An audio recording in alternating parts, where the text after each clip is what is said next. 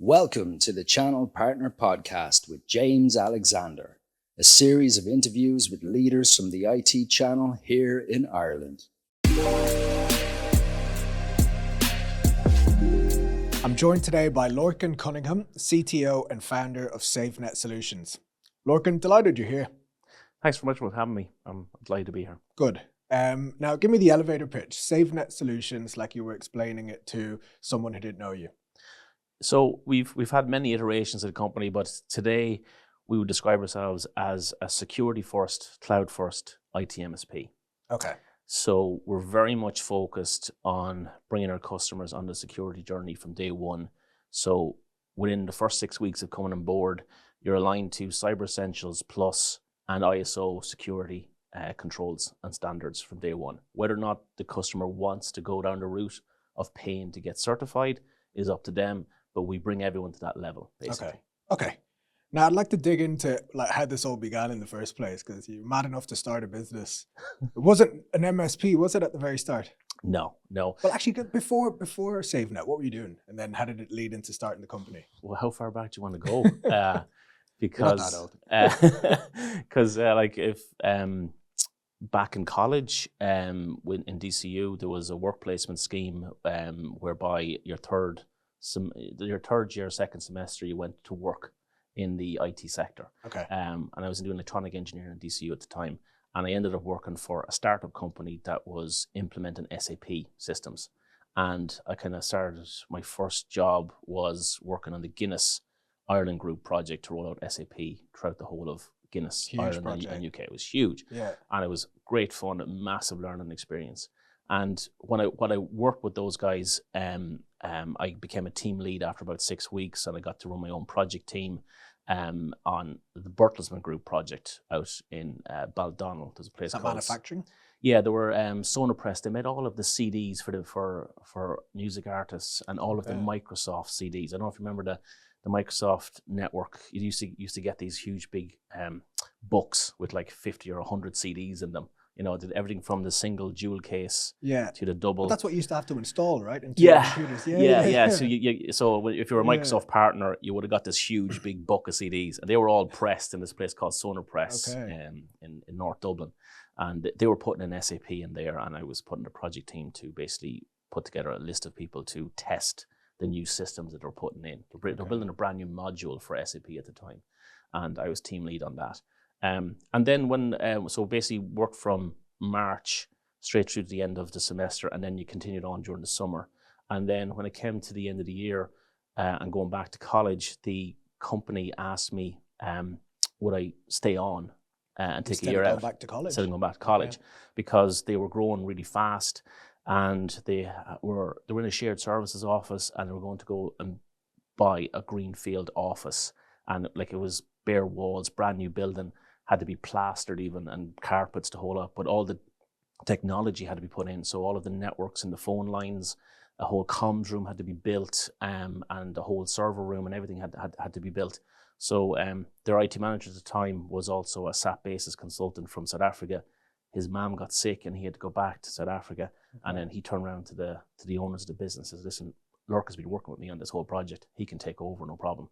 And that kind of, that's the reason why they kind of says, would you just take a year out and help us get up and running? You're what, 20, 21? Oh, yeah, about 20. Yeah, 20, yeah. So I took that over and ran with it, built the whole IT infrastructure, and I had my own servers to play with. And I think VMware had just come out at the time, and I built a VMware demo system for SAP, so we could run SAP on VMware, and through terminal services and 256 kilobyte dial-up connections, guys could dial in and give a demo of the SAP system. And then we could, after the demo, using VMware, we could roll back to a snapshot. We could roll the whole system back so it was ready for the next customer. So I built all of that, and the company grew from about 30 people to about 130 people in that year. And then it came around to going back to college the next time round, and they were very reluctant for me to leave. I'd say you were a bit reluctant as well. Well, no, to be honest, I put a lot of work into my education, and I wanted to get my degree, and it was very important that I did get my degree. Because I made a promise to my parents, like, I'm taking a year out to work, but I'm definitely going back. I'll go back. So We came to a compromise. I got to hire 2 junior guys. One of them was actually 20 years older than me, and one was probably about 4 or 5 years older than me as well.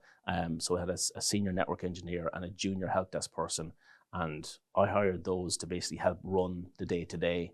And then I went back full-time to college, and really all I had to do was my labs in the morning. The rest of the time there was some lectures that weren't massively important. I could read the book and study it myself. And then there was about 70% of the time was based on doing your final year project. Okay. So I got the company to sponsor the project, which meant that I could spend more time in the company, basically. And the project I did at the time was I built a mobile phone app for Exchange, so the guys could get email on their phones. And this was back with what phones did people have? It was if you remember the movie The Matrix, we all had the Nokia 7110s with a little button that popped out, so you could, So you could get email on that? Yeah. So it was using a technology called WAP, Wireless Access Protocol. I had to build some extra servers in our kind of comms room to allow it to get in. But basically you could get access to your emails and write emails. You couldn't open up attachments or anything like that. But it was a whole kind of web interface. And this was before Blackberries and stuff like that came out at the time. So you were responsible for everyone being always on. Yeah.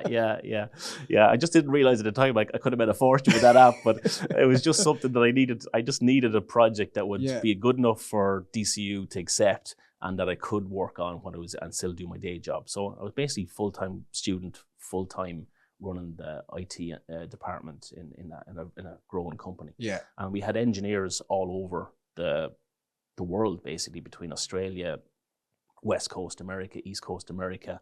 Elan Pharmaceuticals was a massive customer of ours at the time.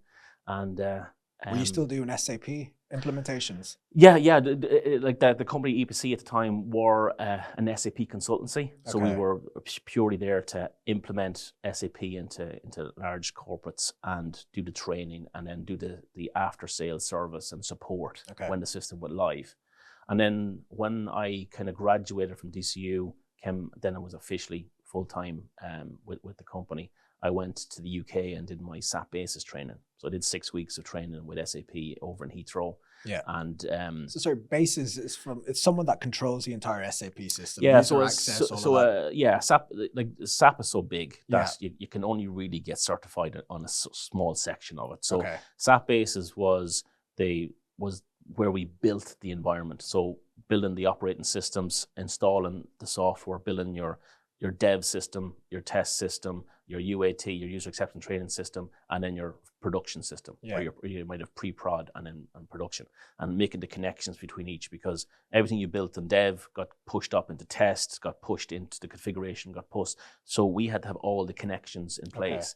So what would your job title have been if you weren't in the SAP ecosystem? Oh, well, I was IT manager for no, but for that role specifically, what is it called now? It's still called, as far as I'm aware, it's still called a SAP Basis. But outside of SAP, like what's that person called? I know Basis is very specific. You have an infrastructure architect. Got it. More or less, yeah. Because it's quite complex. Like the SAP installs, you used to get a huge big folder with like 20 or 40 CDs in it. And you'd be sitting there feeding CDs in, loading this thing up. It was absolutely immense. So it was, to install it. And typically on a project, it'd be 4 or 5 SAP Basis consultants on a project, on any major project, basically. So it was a lot of work. And then you're there throughout the whole project until go live. And then after go live, you still have to keep all the systems in check. You're still not catching it. Because all of the patches have to come through the different, dev, test, UAT, the whole lot, because SAP was running the whole business. So if you push through a bad patch, you could take the whole company down, and you could be losing millions per day. So how did you end up in the UK then? What, they sent you over there? Well, the UK was where you did training, so you could only do training in South Africa, and in there was a training center right beside Heathrow Airport. So it was just, it wasn't all that glamorous. You were staying in a hotel that had windows that were about 2 foot thick because the airplanes were going overhead. So there were the 2 places that we used to send guys to do training. And there was no training centers in Ireland at the time. So this was back in probably 2000, 2001 when I was doing the SAP Basis training.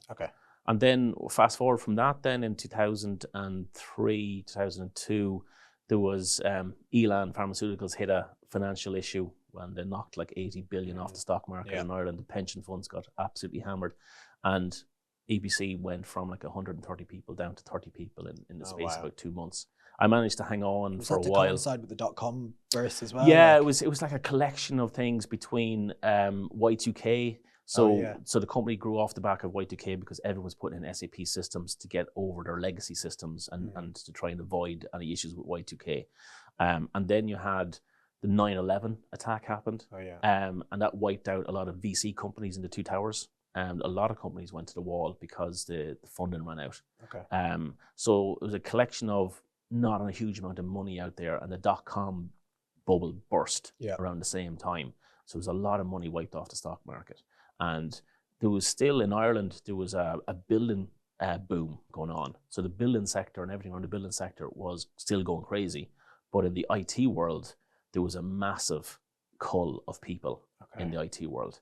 So there was very little jobs and everything. So I hung on for a couple of months as the IT manager, but then the junior guys that were there were good enough to take over. And when we're at 130, 140 people down to 20 people, I think when I left, having 2 or 3 IT guys was just overkill. So I was basically let go, and which gave me a nice little pool of money from redundancy that helped me to basically later on set up Savenet.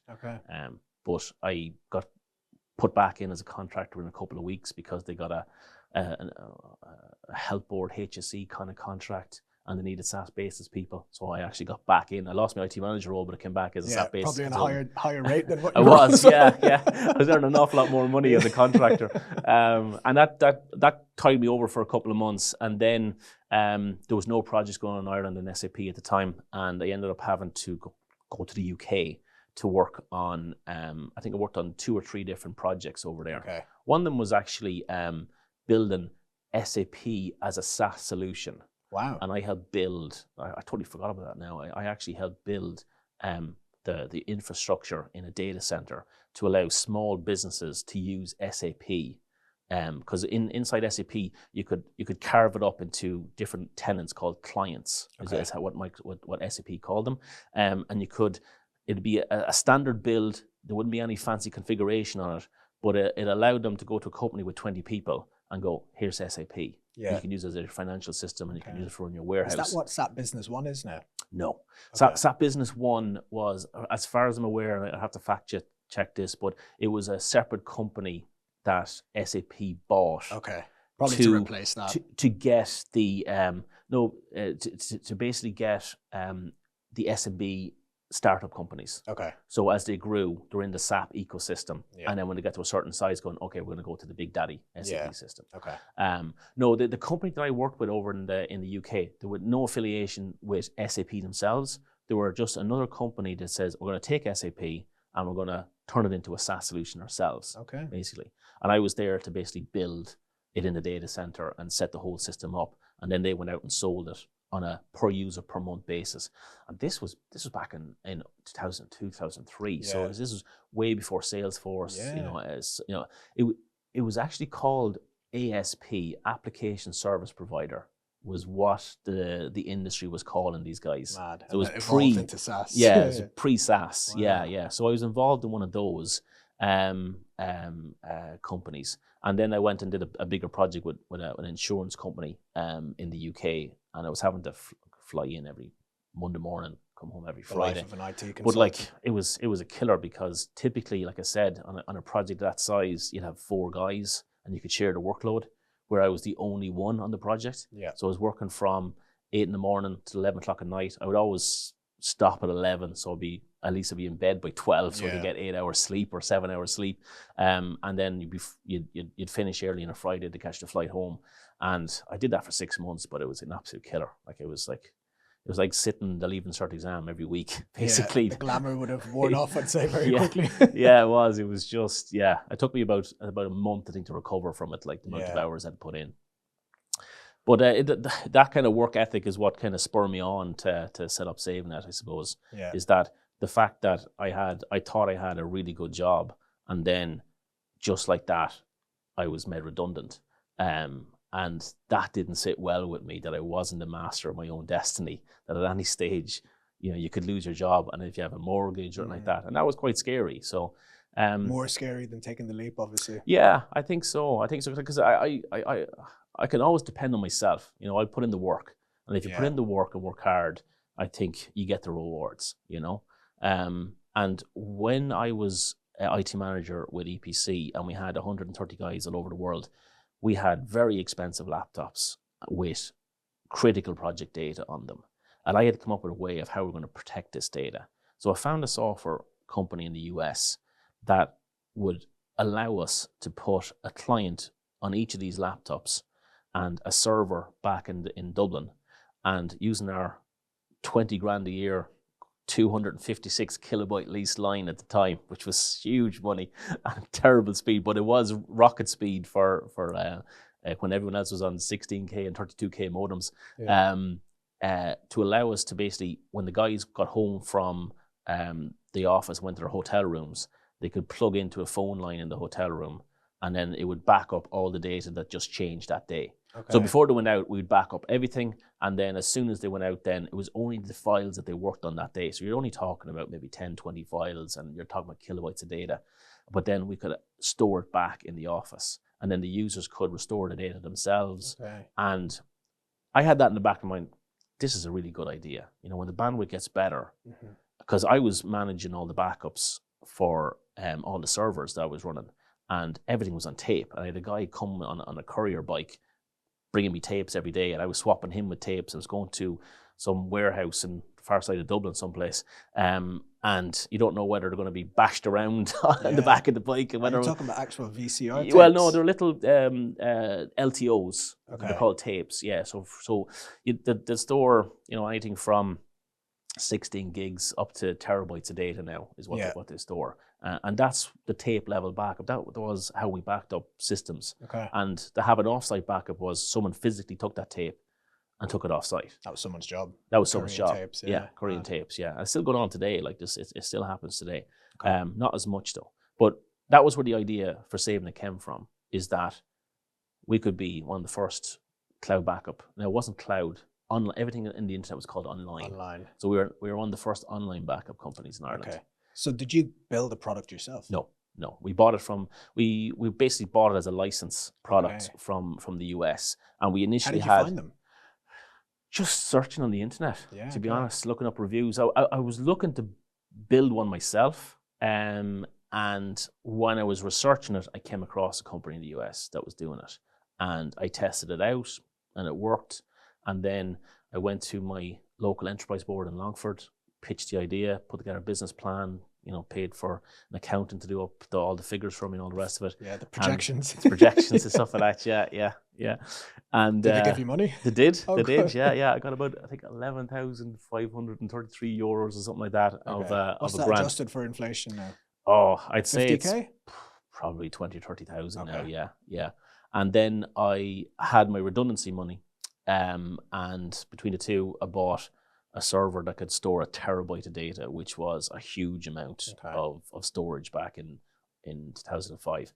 And I was able to put that into a data center in Dublin, and with proper internet connectivity, and basically start selling that then as to small businesses to get rid of tapes. Okay. And to be able to offer that as a full managed service. And that's basically where Savenet started. So that was Savenet version 1? That was Savenet version 1. That was in 2005. Okay. And then fast forward to 2007, we were starting to work with a lot of hedge funds, small kind of hedge fund companies. How did that happen, like that niche? Just from my network. Okay. Just from the network. And word of mouth. Word of mouth and stuff like that, yeah. And they were very much, needed offsite backup for compliance. You know, and the hassle of tapes and all the rest of it, and someone has to do testing of backups and stuff. So it just worked out that we tended to gravitate towards the fintech and the financial services side of the market. And one of the customers rang us up and said, we're being audited and we have to have a working disaster recovery solution. And the only options is IBM and HP. And we've looked at the prices, and they're absolutely astronomical for a company. There's only like 6 people in the company. Okay. They were managing a couple of billion in assets for one particular individual who was very wealthy. but they had to tick this box.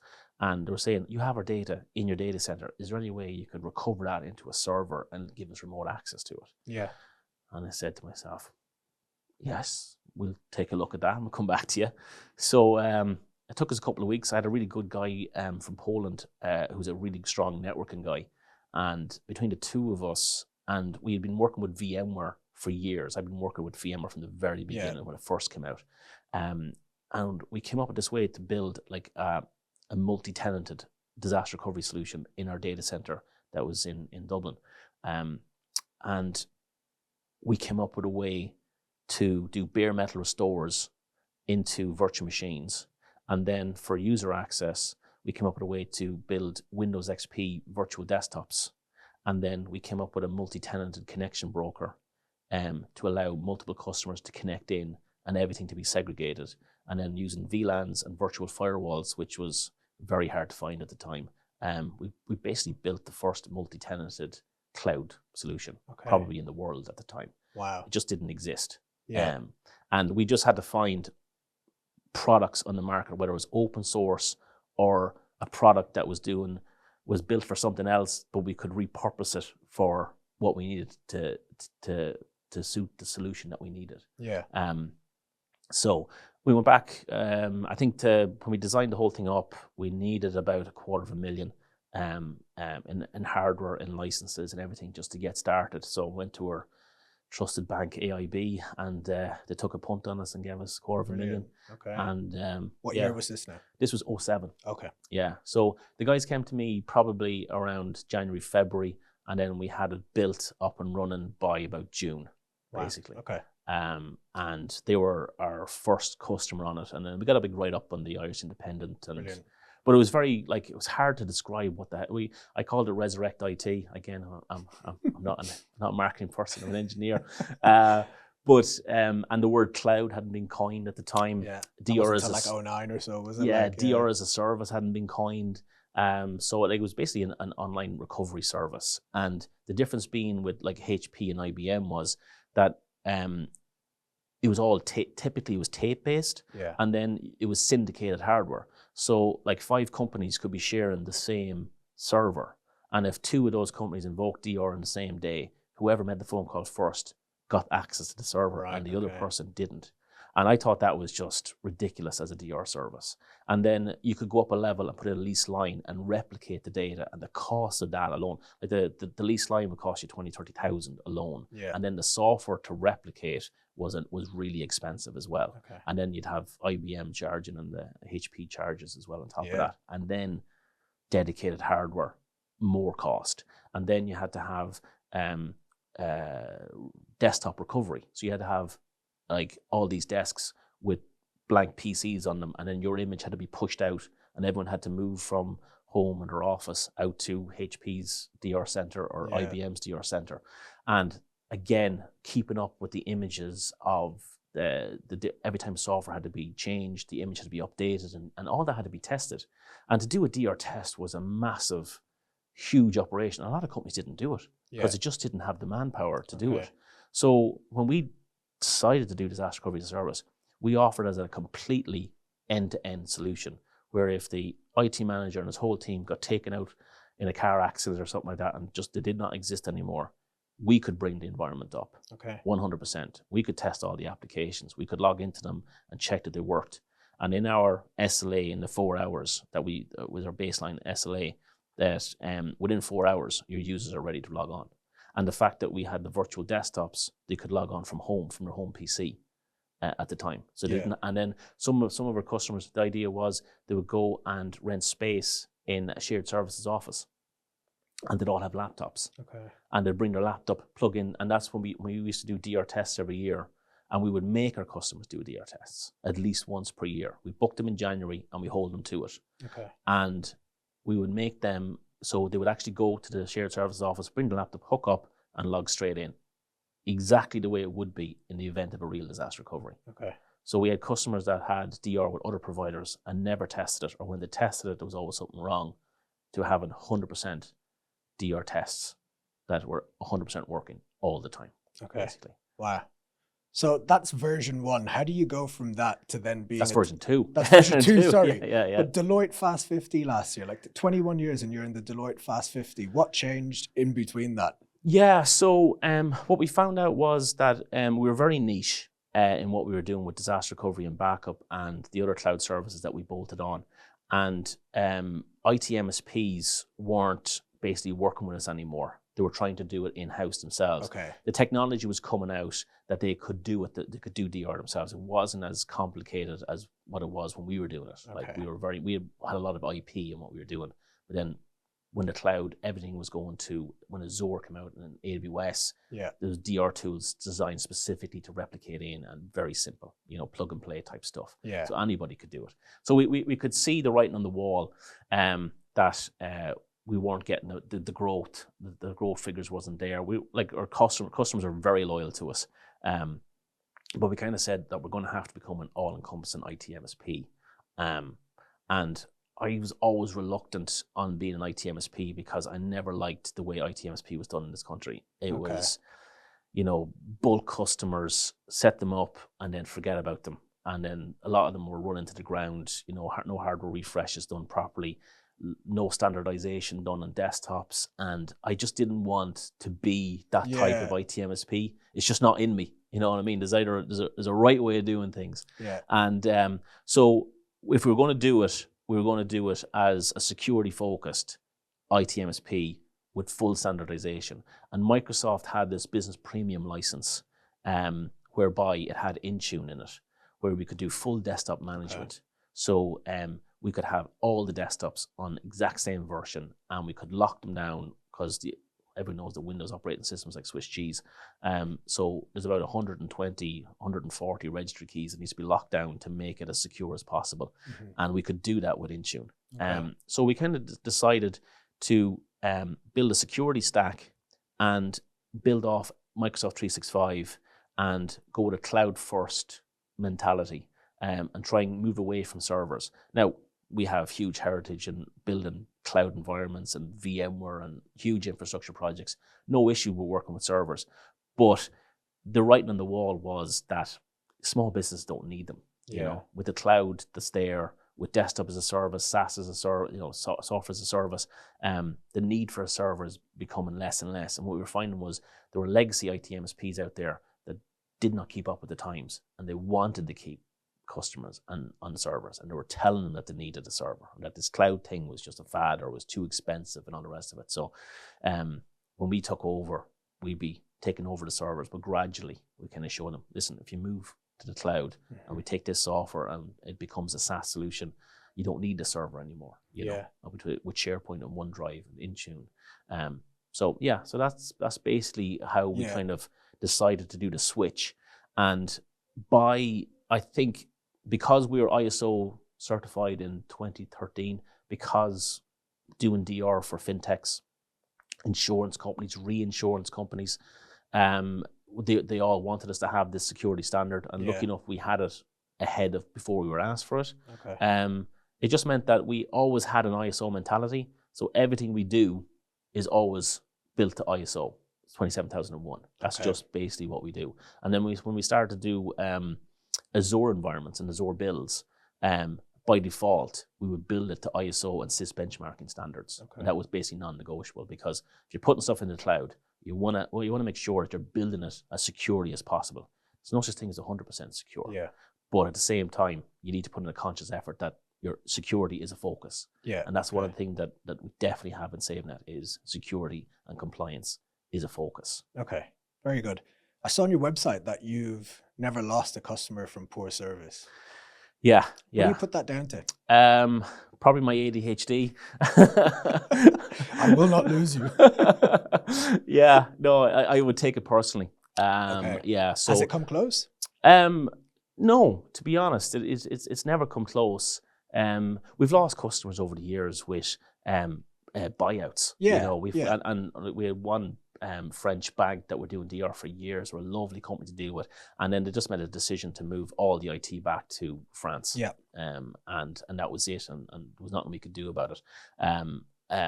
But yeah, no, we've never lost to poor service. And to be honest, it's just having standards. I like when I was an IT manager years and years ago for a pharmaceutical company as well in the past as well, is that when everything is built to the one standard, it's so much easier to look after it. Yeah. And the amount of help desk tickets that come in just drop off. And then if they're not contacting us, everything's working, and the customer's happy. And then when we're having these kind of cadence calls and QBRs, they're nice conversations. It's like, how's the service going? Yeah, is everything working well? Everything's going well. And if there's any drop in service, we're very much into the CSAT scores where the customer you got the 3 little icons, the 3 little faces, happy, neutral, sad, or angry. And if there's anything that drops on that, we're on it like a shot. Okay. What happened here? Where did we go wrong? It's not like we forget about it or whatever. It's like as soon as anything like that happens, there's a small drop in service. Like you might have a ticket come in on a Friday and someone misses it and it's not picked up till Monday morning. Little things like that. It happens. You know what I mean? And what's your CSAT sitting at? Oh, we're up around 99% or something like that. Yeah, it's ridiculously high. Wild. Like, yeah. Okay. Yeah, no, it's we take it seriously. And as we grow, like I'm always doing spot checks on the guys. Even as the CTO, I just take some tickets at random and make sure they're doing it properly.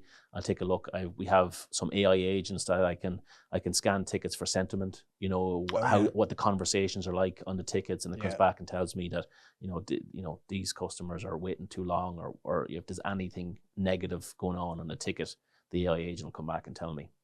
So we can. The guys know that I'm always looking over their shoulder. Yeah. But like it's. Everyone that we've hired has that mentality as well, So we're always hiring for attitude. We can train IT, you can train on technology and all the rest of it, but it's all about the attitude. How do you find attitude? It's difficult. It's difficult. Like sometimes you don't find out for a couple of months and you have to let the guy go. If he's not fitting in with the culture. But you typically find it in their CV whereby they work through college. They had a job. If they have a work ethic, they want to earn their own money. And if they've been studying outside of hours to get their own, not by being told to do a certification, they've been doing it on their own back. They're two things that just stand out in a CV to us. Where you have other people that are living home with their mom and dad, and if they lose a job, no big deal, no rent to pay. You know what I mean? And you have that attitude, and you find it out pretty quick. If it's not on the CV, you'll find it out in the first month or so. Okay. But they're two of the attributes that we look for. Okay. So how do you maintain the level of growth that you have in the last few years, Deloitte Fast 50? It's going to be hard to keep that up, but what are your plans? Yeah, so acquisitions now is heavily on our focus. We've done a whole rebranding on the website, and we've got a marketing team. We got some webinars and some kind of tech focus events that's coming up towards October with Microsoft, where we're going to basically bring some people together that we can help get a company ISO and NIS2 certified in the shortest possible time. So we're pretty excited about that one because I know the pain points of being ISO certified. It's like I don't have the time to write 200 policy documents and procedures and how do you do the technical controls, how do you come up with the KPIs and all that kind of stuff. So we've put a team together that if you work with us, we will get you from 0 to certified really quickly, and that's coming up in October. Nice. So the acquisition thing is something that we want to do because in Ireland, it's starting off in Ireland. Okay. Now we do a lot of work abroad as well in some of our services, like our backup and our DR service. I've done projects in China, so I have Beijing and Shanghai and Caribbean and that's a New tough Guinea. Work trip to sign off at home, isn't it? Never got to leave the country. We could do everything remotely, basically. So we didn't have to leave the country. Acquisitions is a focus for us because getting customers is hard. Mm-hmm. But buying a company with 50, 60 customers is a nice way to do it, and finding the right company to buy as well that has that same kind of cloud first, security first mentality as well. Yeah. Because the standard. The standard. Yeah. Because if when we're on a sales call with a client, a prospect, day one we just tell them straight off the bat. It says, listen, we take security seriously, and we don't take anyone below business premium. And if that is not the right fit for you, then there's no point us going forward. So we do not take on a single customer that is not taking security seriously. And when we want to buy a company, we don't want to lose 50% of the clients. Yeah. So it's going to take us a while, but that is one of our focuses. And then obviously with the events, we work a lot alongside Microsoft and West Coast, our distributor, in putting these events together. And then the marketing team with the pay-per-click ads and the SEO, and we're seeing huge volumes of people coming to our website now with the new website and everything that we've done. So, and the organic growth we'll still concentrate on, but I think acquisition is the only way to keep these fast 50s coming in. Yeah, very exciting. Good stuff. Well, look, I wish we had a bit more time because I feel we only scratched the surface here. But thanks very much for coming in. Now, where can people find you, Lorcan, you or Savenet Solutions? Yeah, so we're savenetsolutions.ie is the website, and there's forms you can fill out to contact us from there. Okay. And we're on LinkedIn as well, obviously. Yeah, brilliant. All right, well, Lorcan, thanks very much. No problem. Cheers. Cheers.